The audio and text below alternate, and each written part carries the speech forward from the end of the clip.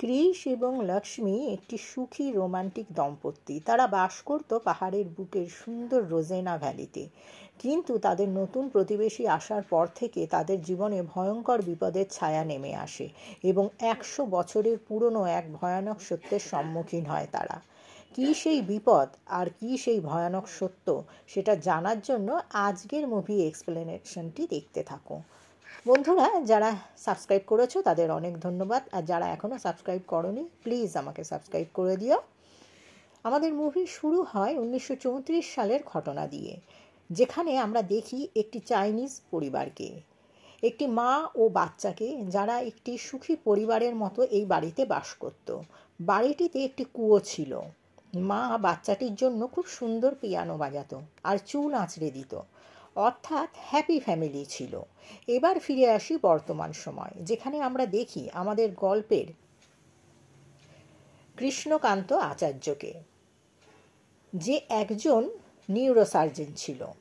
তাকে সবাই কৃষ বলে ডাকে। কৃষ ও তার স্ত্রী লক্ষ্মী হিমাচল প্রদেশে রোজেনা ভ্যালিতে থাকে। তাদের লাভ ম্যারেজ হয়েছিল। এখানে আমরা দেখি তারা খুবই ঘনিষ্ঠ ও হ্যাপি কাপল ছিল, আর খুব রোমান্টিকও। তারা সেখানে খুব সুখেই দিন কাটাচ্ছিল।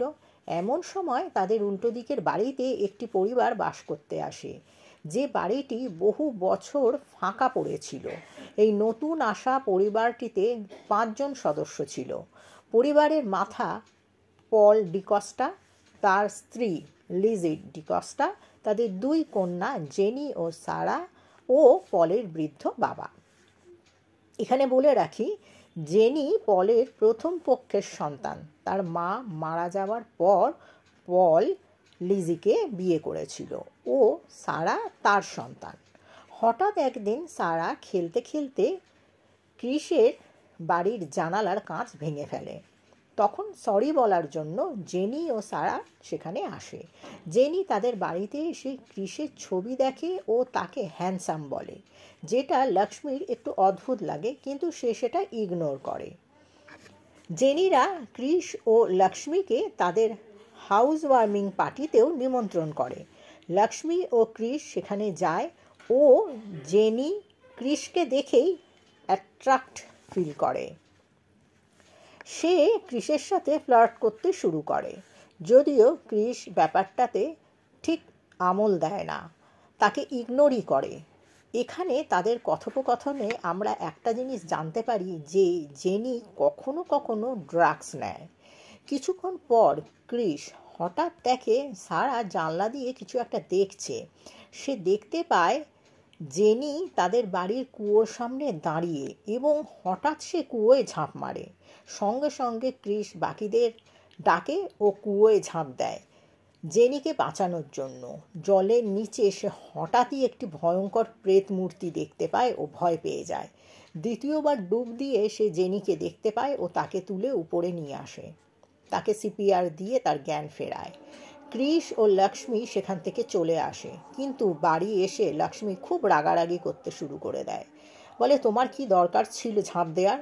ওখানে তো আরও লোক ছিল, তোমার যদি কিছু হয়ে যায়, ইত্যাদি ইত্যাদি সে বলতে থাকে। এর রেসপন্সে কৃষ মুখে কিছু বলে না, কিন্তু হঠাৎ খুব ভায়োলেন্টলি লক্ষ্মীকে আদর করতে শুরু করে, যেটা দেখে একটু অদ্ভুত লাগে। এবং তাদের মিলনের সময় তাদের বেডরুমের সিলিংয়ে আমরা একটা ভয়ঙ্কর প্রেতাত্মাকে দেখতে পাই। হঠাৎ রাত 3টের সময় তাদের দরজায় কেউ কড়া নাড়ে। কৃষ গিয়ে দেখে পল তাকে ডাকছে। পল বলে, জেনির হঠাৎ মৃগী হওয়ার মতো হয়েছে, তুমি প্লিজ চলো। কৃষ সেখানে যায় এবং জেনি সেখানে হাত পা ছুঁড়ছিল। কৃষ চেষ্টা করে জেনির মুখে একটা চামচ গুঁজে দেওয়ার, তখনই জেনি তাকে কামড়ে দেয়। তো সেই রাতের ঘটনার পর জেনির ব্রেন স্ক্যান করানো হয় এবং দেখা যায় তার ব্রেনে কোনো সমস্যাই নেই, সব কিছু নর্মাল। অন্যদিকে জেনির মা জেনির রুমে গিয়ে তার আলমারিতে একটা ছুরি পায় এবং সেই ছুরিতে দেখে খোদাই করে চাইনিজ ভাষায় কিছু লেখা, কিন্তু কী লেখা আছে তা লিজি বুঝতে পারে না, কারণ সে চাইনিজ জানতো না। যাই হোক, সেই দিন লক্ষ্মী তাদের বাড়িতে আসে তাদের ডিনারের জন্য নিমন্ত্রণ করতে। এবং সে দেখে সারা সেখানে পর্দার আড়ালে খেলা করছে। একদিক থেকে অন্যদিকে ছুটে গেল এরকম। কিন্তু এখানে আমরা দেখি আর একটা অদ্ভুত ব্যাপার, তখনই লিজির কাছে পলের ফোন আসে ও আমরা জানতে পারি জেনি ও সারা তাদের বাবার সাথে আছে। সেদিন রাতে জেনি, পল, লিজি ক্রিসের বাড়িতে ডিনারে যায়। জেনি সেখানেও ক্রিসের সাথে ফ্লার্ট করার চেষ্টা করছিল, কিন্তু ক্রিস অতটা পাত্তা দেয় না। এমনকি লক্ষ্মীও ব্যাপারটা খেয়াল করে। কিন্তু তারপরে হঠাৎ জেনি ক্রিসদের বাড়ির জানালা দিয়ে তাদের বাড়ি দেখতে পায় ও দেখে সেখানে কোনো প্রেতাত্মা ঘুরে বেড়াচ্ছে, যেটা হঠাৎই তার সামনে চলে আসে আর সে খুবই ভয় পেয়ে যায়।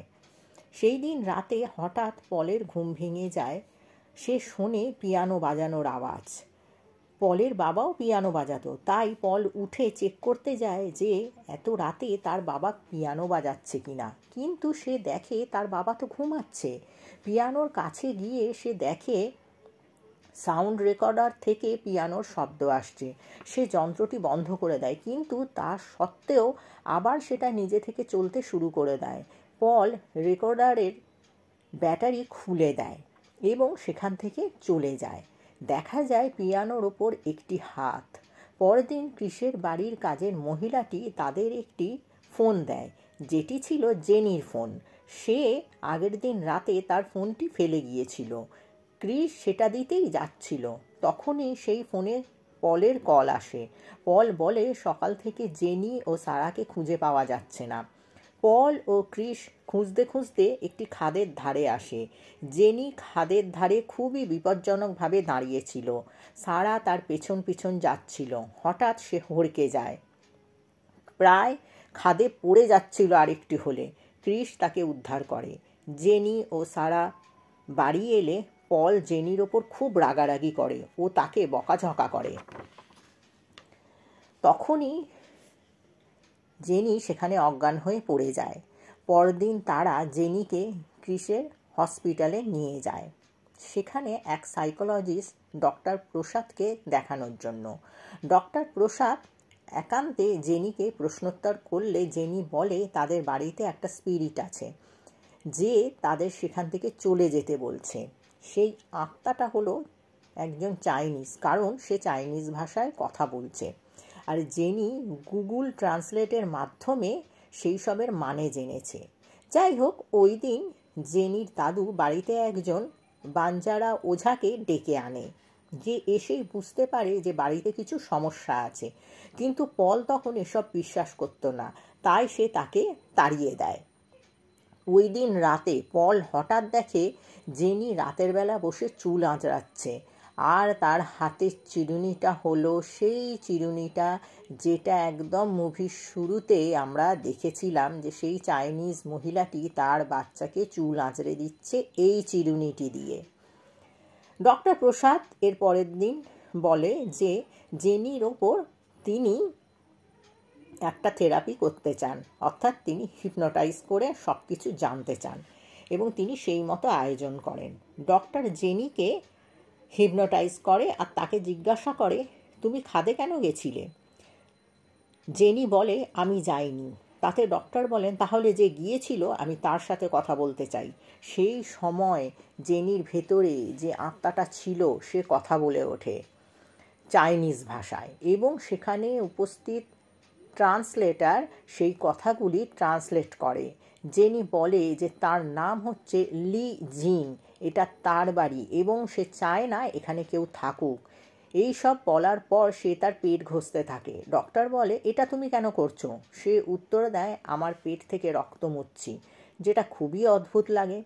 তারপরই সে খুব জোরে জোরে চেঁচাতে শুরু করে এবং ডক্টর সেখানেই তার এই প্রক্রিয়া বন্ধ করে দেয়। জেনিকে তারপর জ্ঞান ফেরানো হয়। ডক্টর প্রসাদ ওখানকার লোকাল চার্চের ফাদারের সঙ্গে দেখা করে এবং বলে জেনি তার মার মৃত্যুর কারণে খুবই শক পেয়েছিল এবং সেই ট্রমা থেকে সে বেরোতে পারেনি, তাই সে ভূতের বই, প্যারানর্মাল অ্যাক্টিভিটি এই সব নিয়ে অনেক বেশি ঘাঁটাঘাঁটি করেছে, তাই সে মনে মনে এরকম গল্প বানিয়ে নিয়েছে। তাকে ঠিক করার জন্য ফাদার তার ওপর নকল ঝাড়ফুঁকের প্রক্রিয়া করবে, যাতে জেনির মনে হয় যে এর ফলে তার ভেতরে যে আত্মা ছিল তার প্রভাব কেটে গেছে এবং সে ঠিক হয়ে যাবে। এই সময় পল জিজ্ঞাসা করে, এটা যদি মানসিক সমস্যা হয় তাহলে জেনি চাইনিজ ভাষায় কথা বলল কি করে? ডক্টর বলে যে জেনি গুগল থেকে শিখেছে, কিন্তু এত তাড়াতাড়ি কি চাইনিজ শেখা সম্ভব? ফাদার বলে যে ব্যাপারটা সাজানো হোক আর যাই হোক, আমি সবটাই অথেন্টিকভাবেই করব। পরের দিন সেই সবের আয়োজন করা হয় এবং কিছুক্ষণ পরে বোঝা যায় এটা জেনির কোনো মানসিক সমস্যা নয়।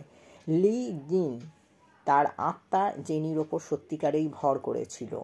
পল ও ক্রিসকে ছুঁড়ে ছুঁড়ে ফেলে দিতে থাকে সে, কিন্তু ফাদার তার মন্ত্র বলতে থাকে এবং ডক্টর প্রসাদ ও ক্রিসের সাহায্যে জেনিকে একটি চেয়ারের সাথে বেঁধে ফেলা হয়, কিন্তু সে খুবই শক্তিশালী ছিল। সে ক্রিসকে দূরে ফেলে দিয়ে তাকে আলমারি দিয়ে চাপা দিয়ে দেয়। ডক্টর প্রসাদকে সে দূরে ছুঁড়ে ফেলে দেয় আর ফাদারকে উল্টো করে ঝুলিয়ে দেয়। এই সময় ফাদার একটা থেকে পড়ে জ্ঞান হারিয়ে ফেলেন এবং ঘাড়ও ভেঙে যায়। ফাদার মারা যাননি, তাকে হসপিটালে ভর্তি করা হয়। তিনি কোমায় চলে গিয়েছিলেন। ডক্টর প্রসাদ এই দিনের ঘটনার পর ভৌতিক ব্যাপারে বিশ্বাস করতে বাধ্য হন। তিনি বলেন, ফাদার ওই দিন কী দেখেছিল সেটা জানা দরকার, কিন্তু সেটা এখন সম্ভব হচ্ছে না, কারণ ফাদার কোমাতে। অন্যদিকে পলের বাড়ির লোকেরা তাকে বলে বাড়ি ছেড়ে দেওয়ার কথা, কিন্তু পল বলে সে তার বিজনেসের জন্য বাড়ি বন্ধক রেখেছে এবং তা থেকে সে লোন নিয়েছে, তাই এখন বাড়ি ছেড়ে দেওয়া সম্ভব নয়। এই সময় আমরা দেখি পলের বাড়িতে যে মেট ছিল সে ভুডো ডল নিয়ে কিছু একটা করছে। পল সেটা দেখে জিজ্ঞাসা করে, এসব কি হচ্ছে? মেটটি বলে, এই বাড়িতে কিছু আছে, তাই আমি এই প্রক্রিয়া করছি। কিন্তু পল বকাঝকা করে ও এসব করতে বারণ করে। কিন্তু রাতের বেলা ওই মেডের রুমে কোনো স্পিরিট আসে এবং ভয়ানকভাবে তাকে মেরে ফেলে এবং তার অবস্থা ওই ঠিক ভুডো ডলটার মতোই হয়ে যায়। পরদিন সকালে পল মেটটি কোথায় খুঁজে পায় না। তারা ভাবে সে হয়তো বাড়ি ছেড়ে চলে গেছে। পল তার ঘরে গিয়ে দেখে তার খাটের তলায় আঁচড়ের দাগ আর সেখানে সেই ভুডো ডলটি পড়ে আছে। পল ভয় পেয়ে যায় এবং সে সেই বাঞ্জারা ওঝাটিকে ডাকে। এদিকে আমরা ক্রিস আর লক্ষ্মীকে দেখি, যেখানে লক্ষ্মী বলে যে সে প্রেগন্যান্ট ও তারা দুজন খুবই খুশি হয়। ওদিকে সেই বাঞ্জারা ওঝাটি বলে যে এই বাড়িতে দুটো আত্মা আছে, একটি মা ও বাচ্চা, যারা তাদের এই বাড়ি থেকে তাড়াতে চাইছে, কিন্তু তাছাড়াও আরও একটা আত্মা আছে যে তাদের এই বাড়ি থেকে যেতে দেবে। ওই দিন রাতে চাইনিজ মা ও মেয়ের আত্মা ক্রিসের স্বপ্নে আসে। পরের দিন আরও একটা দুর্ঘটনা ঘটে। লক্ষ্মী স্নান করতে গিয়ে দেখে কলে জল পড়ছে না, তাই সে ছাদে জলের ট্যাঙ্কটা দেখতে যায় এবং সেখানে সেই ছোট্ট বাচ্চাটির আত্মাকে এসে দেখতে পায় ও সেখান থেকে সে পড়ে যায়। তাকে হসপিটালে নিয়ে যাওয়া হলে আমরা জানতে পারি বাচ্চাটির কোনো ক্ষতি হয়নি, তবে তার কিছুদিন রেস্টের প্রয়োজন আছে, তাই তাকে হসপিটালে অ্যাডমিট করে নেওয়া হয়। ক্রিস আবার সার্জারি করতে গিয়ে সেই প্রেতটাকে দেখতে পায়, যার ফলে তার সার্জারিতে একটু গন্ডগোল হয়ে যায়। যদিও পেশেন্টটা বেঁচে যায়, সেই কারণে কিছুদিনের জন্য তাকে সাসপেন্ড করে দেওয়া হয়। ডক্টর প্রসাদ লোকাল পুলিশের থেকে ওই বাড়িটি সম্পর্কে খোঁজ নেয় ও জানতে পারে যে ওই বাড়িতে ভয়ানক কিছু হয়েছিল, যার একমাত্র আই উইটনেস পাশেরই একটা গ্রামে থাকে। ডক্টর প্রসাদও ক্রিসকে সাথে নিয়ে সেই মহিলার খোঁজে বেরিয়ে পড়ে। অন্যদিকে বাঞ্জারা ওঝাটা তাদের বাড়ির চারিদিকে দেখতে দেখতে সেই চিরুনিটা খুঁজে পায়, আর চিরুনিটার সাথে যা স্মৃতি জড়িত ছিল সেগুলো সে দেখতে পায়। চিরুনিটা জেনি যেখান থেকে পেয়েছিল তারা সেখানে যায়, আর ওঝাটা বলে যে এইখানে ওই চাইনিজ পরিবারকে কবর দেয়া হয়েছিল। সেই কঙ্কালগুলো দেখে ওঝা বলে মৃত্যুর সময় মহিলাটি প্রেগন্যান্ট ছিল আর তার বাচ্চা মেয়েটির গলা কেটে মৃত্যু হয়েছিল, কিন্তু তাদের সাথে আরও একজনের কবর ছিল, সেটা আর কেউ না, সেই মহিলারই স্বামী। এই সময় ক্রিস ও ডক্টর প্রসাদ সেই একমাত্র আই উইটনেসের কাছে যায়, যার বর্তমান বয়স ৮৬। ঘটনাটির সময় তার বয়স ছিল ৮ বছর।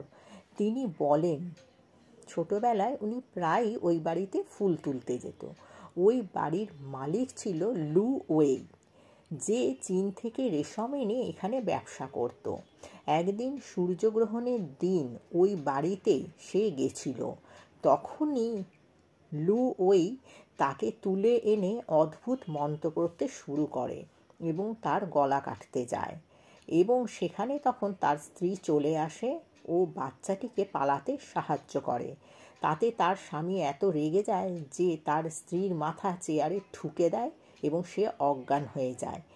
এরপর লু ওয়েই তার নিজের মেয়েকেই বলি দিয়ে দেয়। আসলে সে কোনো শয়তানের উপাসনা করছিল এবং ছেলে সন্তানের আশায় সে এরকম করে। এই সময় তার স্ত্রীর ঘোর কেটে যায় এবং সে তার মেয়েকে মৃত অবস্থায় দেখে অত্যন্ত শক পায়। সে বলে, একটা পুত্র সন্তানের জন্মের জন্য যদি অপর একটা সন্তানের মৃত্যু হয়, তাহলে তাতে বেঁচে থেকে কী লাভ? এই বলে সে নিজের পেটে তলোয়ার ঢুকিয়ে নিজেকেই মেরে ফেলে। আর তার স্বামীর পরিবারে কেউ থাকলো না, তাই লু ওই নিজে ওই কুয়োতে ডুবে আত্মহত্যা করে। এই হলো 1934 সালের কাহিনী।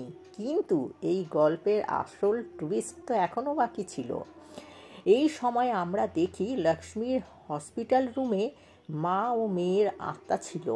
তারা লক্ষ্মীকে তাড়া করে ফাদারের রুমে নিয়ে আসে ও সেখানে আমরা দেখি ফাদার কোমা থেকে উঠেছেন। ফাদার ও লক্ষ্মীর মধ্যে কিছু কথা হয়। এই সময় ডক্টর প্রসাদ ও ক্রিস ওই মহিলার সাথে কথা বলে ফিরে আসছিল। লক্ষ্মী ক্রিসকে ফোন করে বলে যে, তোমরা পলের বাড়িতে এসো, আমিও সেখানে যাচ্ছি, কারণ কিছুক্ষণের মধ্যেই সূর্যগ্রহণ শুরু হবে। আমাদের জেনি ও সারাকে বাঁচাতেই হবে। লক্ষ্মী পলদের বাড়িতে যায় এবং সেখানে তার পুরো পরিবার ও বাঞ্জারা ওঝাটিও ছিল।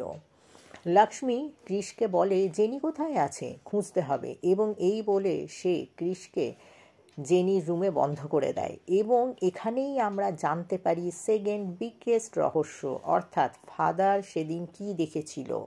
ফাদার সেদিন খাটের তলায় ক্রিসকেই দেখে, অর্থাৎ এতদিন সেই চাইনিজ বাবা লু ওয়েই তার আত্মা ক্রিসের মধ্যে ছিল।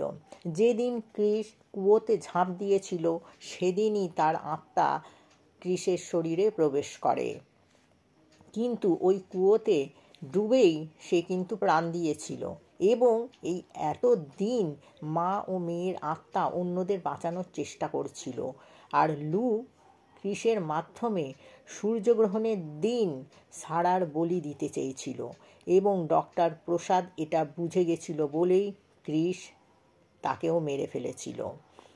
কারণ প্রসাদ জানতে পেরেছিল যে লু এর ডেট অফ বার্থ আর ক্রিসের ডেট অফ বার্থ একই দিনে। ক্রিসকে ঘরে আটকে দিলেও সে দরজা ভেঙে বেরিয়ে আসে, কারণ সে প্রচণ্ড শক্তিশালী হয়ে উঠেছিল। সে সারাকে খুঁজতে থাকে, কেউ তাকে আটকাতে পারছিল না। ক্রিস সারাকে মারতে যায়, কিন্তু তখনই লক্ষ্মী বলে ওঠে যেটা সেদিন লুয়ের স্ত্রী তাকে বলেছিল। সেটা শুনে সে একটু থেমে যায়, কিন্তু তারপরে সে সারাকে ছেড়ে দিয়ে লক্ষ্মীকে আক্রমণ করতে চায়। সবাই মিলে চেষ্টা করে তাকে আটকানোর, কিন্তু সেটা সম্ভব হচ্ছিল না। তাহলে সারাকে বাঁচানো কিভাবে সম্ভব হবে? এই সময় লি জিন ও তার মেয়ের আত্মা সেখানে আসে ও লুয়ের আত্মার সঙ্গে লড়তে থাকে। কিছুক্ষণের মধ্যেই সূর্যগ্রহণ কেটে যায় ও সূর্যের পবিত্র রশ্মি সেই ঘরে প্রবেশ করে এবং তার সাথেই তিনটে আত্মা মিলিয়ে যায়। লু যায় নরকে আর বাকি দুজন যায়, অর্থাৎ মা ও মেয়ে যায় হেভেনে, এবং ক্রিস আগের মতোই ঠিক হয়ে যায়। 4 বছর পরের সিন এবারে দেখতে পাওয়া যায়, যেখানে ক্রিস ও লক্ষ্মী গোয়াতে থাকে এবং তাদের সাথে দেখা করতে পল ও জেনি এসেছে। জেনি এই সময় ক্রিসের ছেলের সাথে দেখা করতে চায়। ক্রিস তার 4 বছর বয়সী ছেলে ঋষিকে ডাকে এবং আমরা ঋষিকে দেখি। আমরা দেখি যে রাতে কৃষ ও লক্ষ্মী ইন্টিমেট হয়েছিল সেই দিন অলরেডি লুইয়ের আত্মা কৃষকে ভর করে নিয়েছিল। তাই বলতে গেলে ঋষি কৃষের ছেলে, কিন্তু তার মধ্যে সেই শয়তান লুইয়ের অংশও রয়েছে এবং শেষ সিনে ঋষি চোখের মণি দেখেই সেটা নিশ্চিতভাবে বলা যায়। মুভিটি এখানেই শেষ বন্ধুরা। ভালো লাগলে অবশ্যই তোমরা কমেন্টস করো, লাইক দিও আর আমাকে সাবস্ক্রাইব করতে ভুলো না। থ্যাংক ইউ বন্ধুরা।